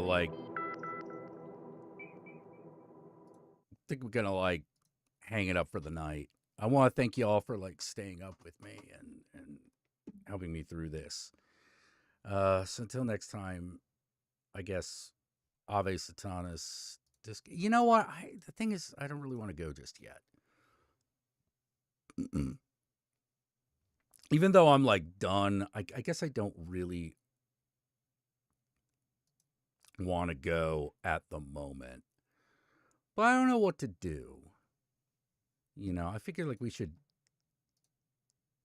do something. I want to do something fun, but I can't think of something to do. So I guess I will just end it here. Fuck. I'm all fucked up.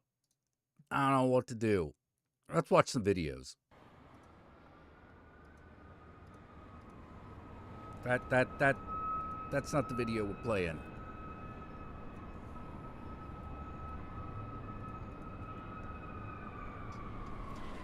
Oh.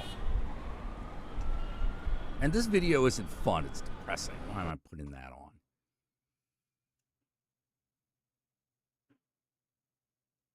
Let's put this on. I like this video. It's a good video.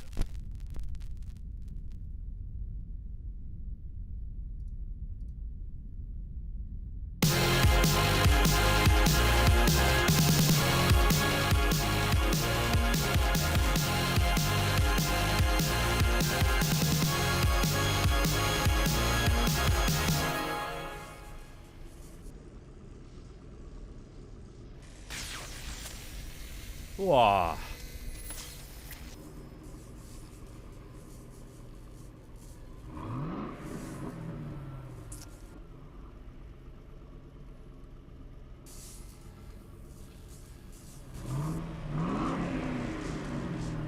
Yeah, I have seen Del Toro's Frankenstein trailer.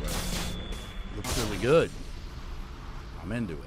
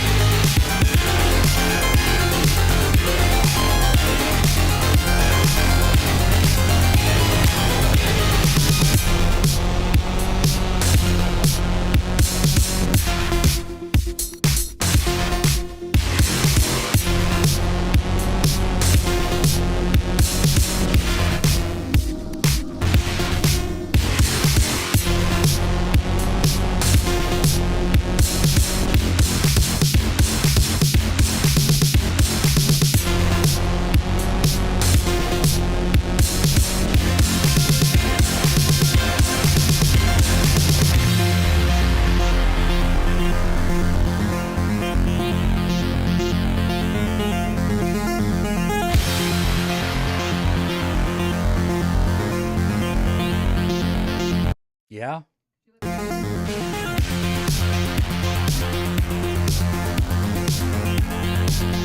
kitty.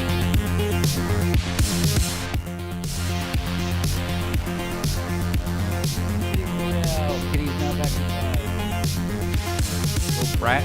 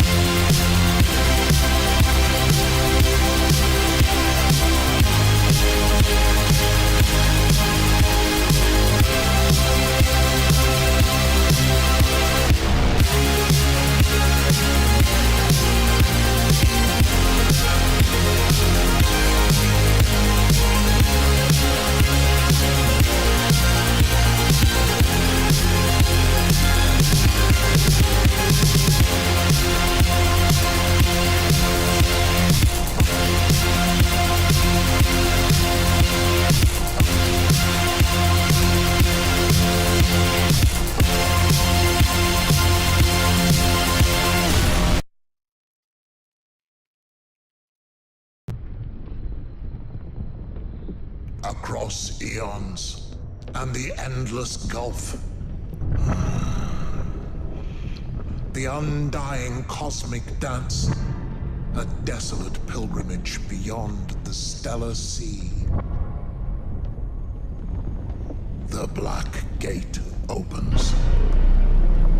Epochs beyond reckoning, the unfathomable depths of time. Yeah, With one of them threads did of starlight, I yoke the blood of life, seeds of consciousness sown in suffering. I think it was Carpenter Brute, but I could be wrong. Faithful blood pump, sink your teeth into our beautiful planet. Pierce the star of life.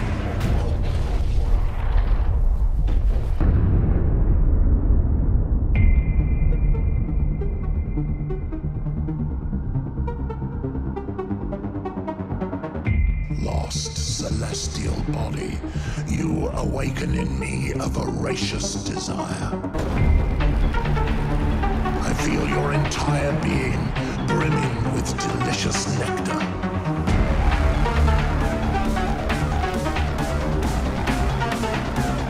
You are the radiant cradle of my existence. I am preparing to draw your life, to infuse it into mine. The flower is so thirsty.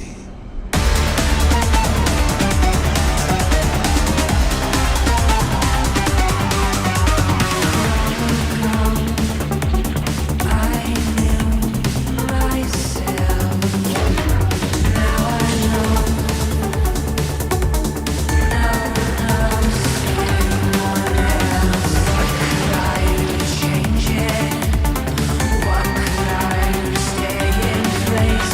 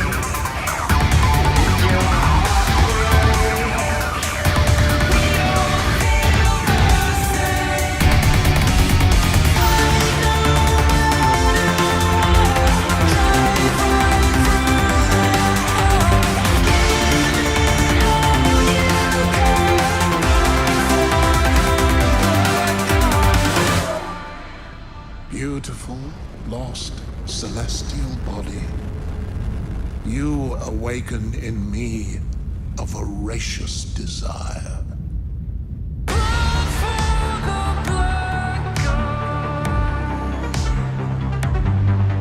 The seduction of chaos.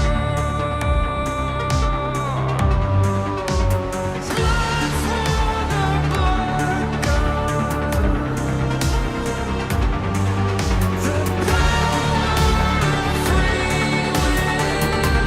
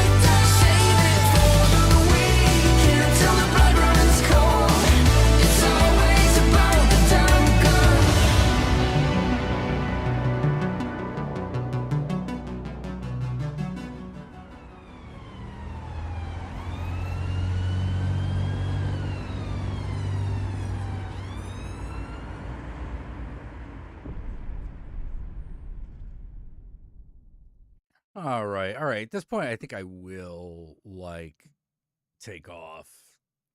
So to everyone who's stuck around, Ave Satanas, Disco Inferno, remember Satan and I love you all very much. And I will